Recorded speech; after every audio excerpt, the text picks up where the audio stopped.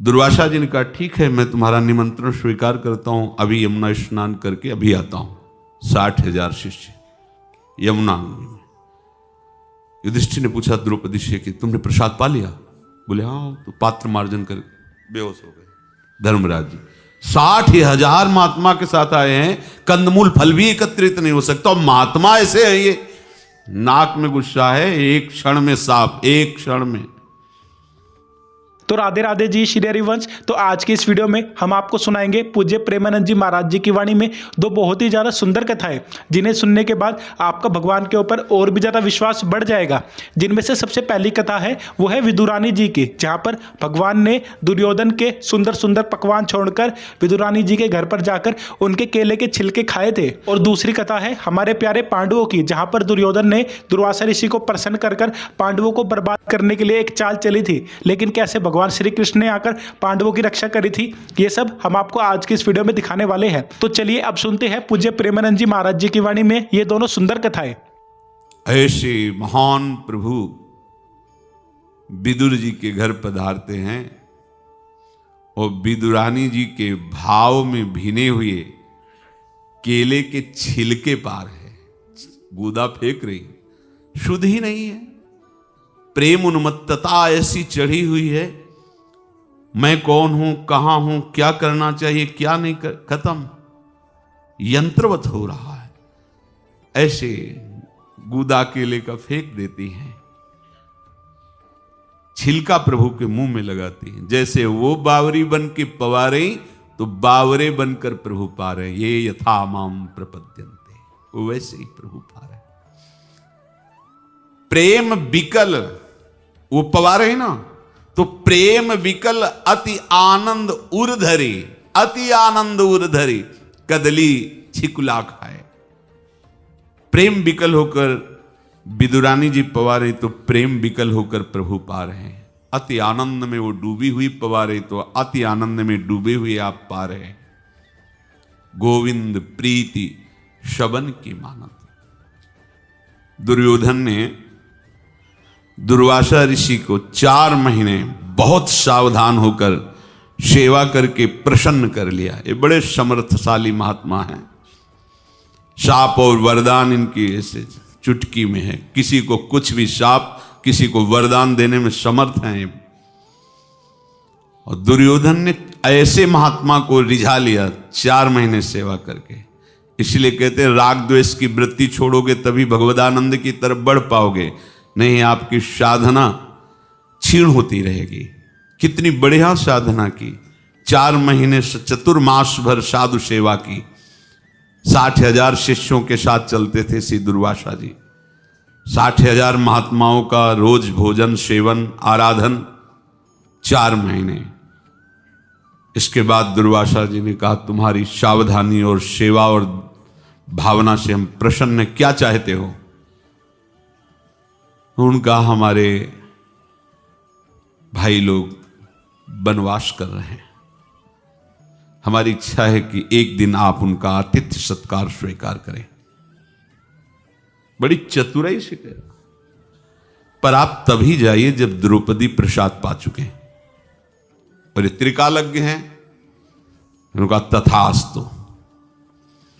ठीक उसी समय पहुंचे जब द्रौपदी प्रसाद पाके बटलोई रख दी थी, और वो बटलोई भगवान सूर्य ने उनको प्रदान की थी, क्योंकि बहुत से ब्राह्मण ब्रह्म ऋषि तपस्वी जन महाराज के समीप आते थे, धर्मराज युधिष्ठिर के पास, तो उनकी सेवा कैसे हो, इसलिए बहुत, तो उन्होंने भगवान सूर्य की आराधना की। भगवान सूर्य ने वो बटलोई दी कि जब तक द्रौपदी प्रसाद नहीं पाएंगे तब तक चाहे जितने लोग आ जाएं, और जो भावना करोगे इसी बटलोई से प्रकट हो जाएगा। खीर कढ़ी पकौड़ी जो चाहोगे सब इसी में। द्रौपदी जी पालेंगी, फिर इसके बाद उसमें कुछ नहीं प्राप्त होगा। दुर्वासा जी इसी और जानता था दुर्योधन की इनकी नाक में गुस्सा रखा है। देखो 4 महीना साधु सेवा का फल क्या चाह रहा है।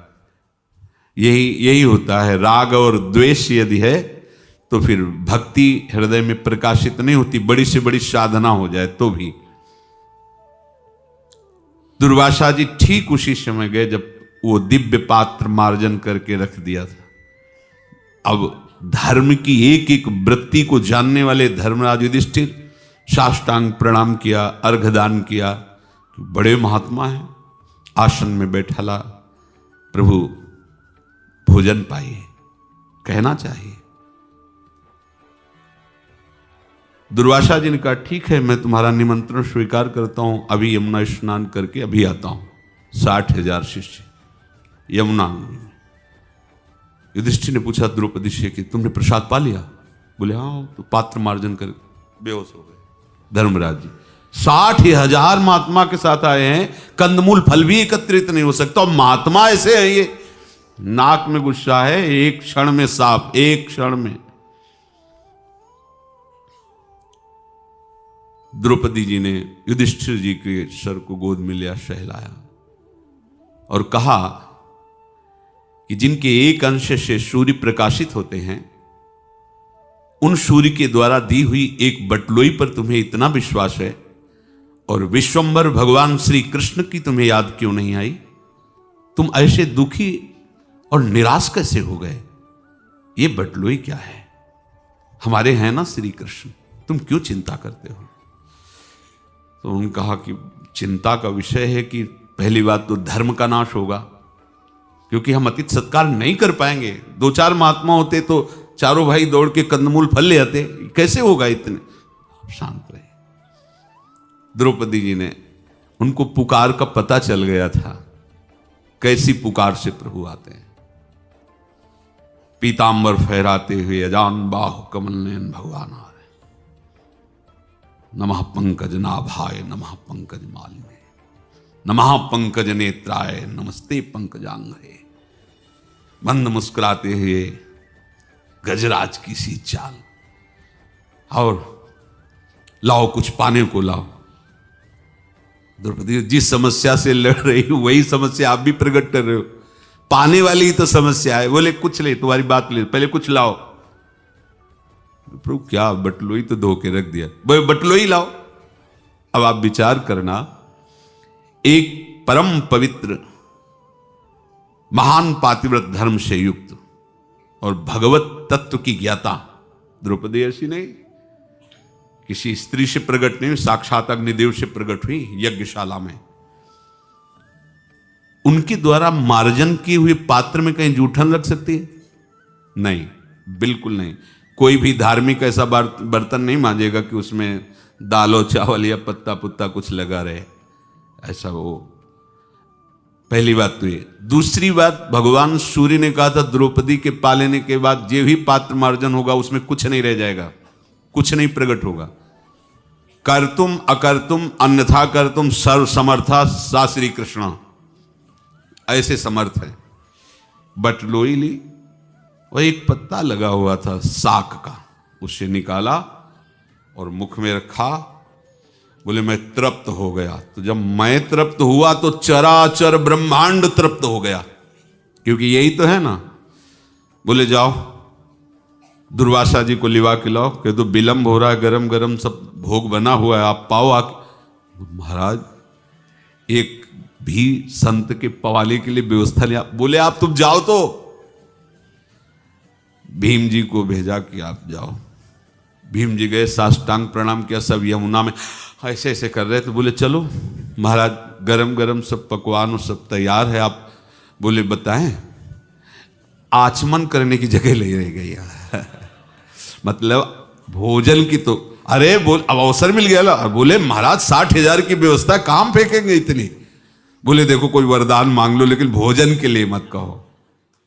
तो भीम जी के हृदय में इस समस्या का जो प्रादुर्भाव हुआ, उसके मूल को पता था कि उसने द्वेष पूर्वक भेजा है हम लोगों के विनाश के लिए। कैसा छली और कपटी है कि ऐसे देव शरीके मेरे भाई वन में कष्ट पा रहे हैं, फिर भी उसको चैन नहीं, और मरवाने के लिए, साप देने के लिए भेजा। तो उनका महाराज दुर्योधन के हृदय में जो भाव था, उसी भाव की उसको पूर्ति मिले। उनके भाव था कि पांडवों का विनाश हो जाए, तो उसी भाव की उसको पूर्ति मिले। उनका तथास्तु, वंश विनाश। ये किसने? ये प्रभु की, प्रभु का आश्रय जिसने जिस भाव से लिया, देख लो जिस भाव से लिया, युग युग में अपने भक्तों का मान मर्यादा, भक्तों की महिमा रक्षा करने के लिए प्रभु तैयार। जो जैसे भाव से, जो प्रभु से अपनापन किए हैं, शरण में हैं, संबंध रखे हैं प्रभु से, तो और कौन रक्षा कर सकता है जैसा प्रभु प्रीति करते हैं। क्योंकि प्रीति की रीति रंगीलो ही जाने, प्रेम का निर्वाह तो केवल प्रभु ही करते हैं। जैसा भाव करो, जाति पाति कुल कानि न मानत, वेद पुराण निसाखें। प्रभु जाति पक्ष देखकर कभी नहीं रिश्ते, इसकी बड़ी मर्यादा है सभा में, ये कभी नहीं देखते। ये बड़ा विद्वान है, ये अज्ञानी है, ये कभी नहीं। प्रभु से अपनापन करने के लिए कोई और बड़े ज्ञान की जरूरत नहीं है। भक्तों के संग से बात समझ में आ जाए कि प्रभु श्री हरि हमारे हैं, हम उन्हीं के अंश हैं, वही हमारे सच्चे स्नेही, सच्चे संबंधी हैं। वेद पुराण इस बात के साक्षी हैं कि प्रभु केवल अपनेपन को, अपनी भक्ति को देखते हैं और किसी पक्ष को नहीं देखते। तो राधे राधे जी श्री हरिवंश। तो हमें पूरी उम्मीद है आप लोगों को आज की ये कथा बहुत ही ज़्यादा पसंद आई होगी, और हम आगे आने वाले समय में और भी ज़्यादा भक्तों की कथाएं आपके लिए लेकर आएंगे। तो अगर आप लोग ऐसे ही भक्तों की कथाओं को सुनना चाहते हो तो इस चैनल को जरूर सब्सक्राइब कर लीजिए। बाकी हम आपसे मिलते हैं फिर किसी और वीडियो में, तब तक के लिए राधे राधे श्री हरिवंश।